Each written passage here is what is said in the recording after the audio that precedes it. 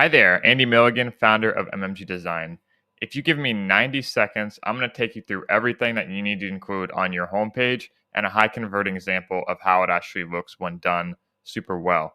So we came up with this thing called the clear homepage structure, and we're going to be running through this audit that we do it on membership.io, which is a super good example because not only are they designed very well, but they also just check all of these boxes, and it's a really good one-to-one example that I'm going to use as I walk through this.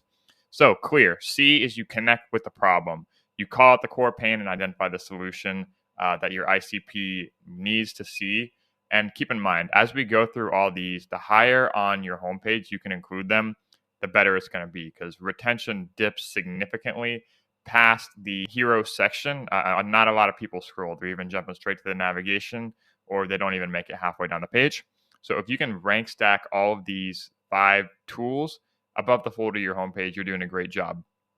But C is to connect with the problem. As you can say on here, it says other platforms aren't designed for memberships. So they're connecting with the problem right away.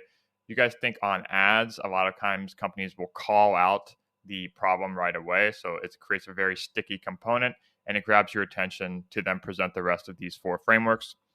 L is to lead with the solution. So a really good place to stick this is in your subheadline above your main value prop above the fold.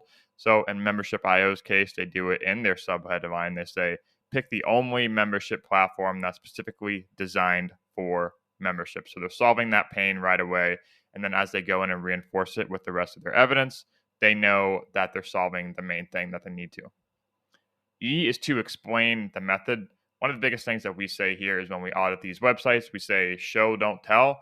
So there's always a balance you want to go between overloading with jargon and going into too much detail versus showing that you're the one that can solve the problem that you're calling out.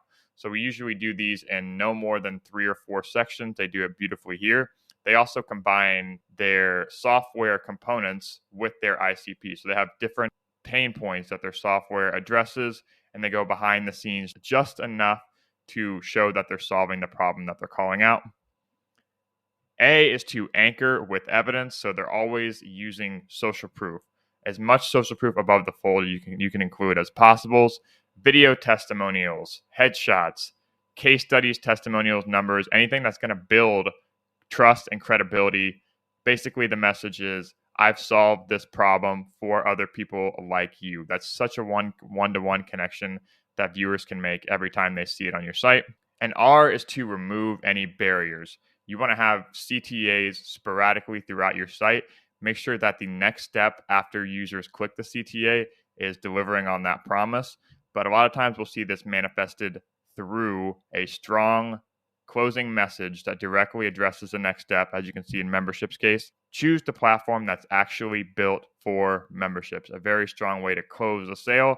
A lot of times you'll see this manifested too on like a sticky nav bar or some kind of persistent call to action, so that way, as people are navigating your homepage, they always have a way to get in touch.